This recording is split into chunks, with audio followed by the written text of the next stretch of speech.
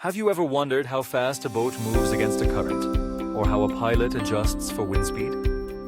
That's all relative velocity, and this tool solves it instantly. Meet the relative velocity calculator on sci-fi-calculators.com. Relative velocity describes how the motion of one object appears when seen from another moving object.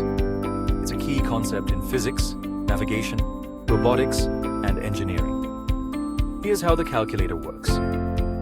Enter the velocity and direction of two objects, Object A and Object B. The tool instantly calculates the relative velocity of A with respect to B, giving you the exact speed and direction angle.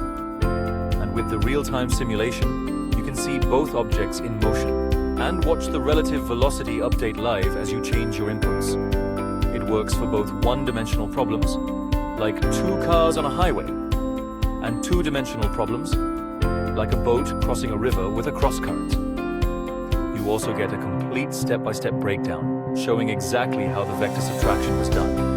Perfect for AP Physics, engineering courses, and competitive exams.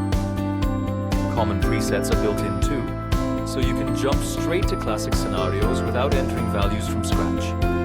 Try the relative velocity calculator for free at sci-fi-calculators.com. Link is in the description.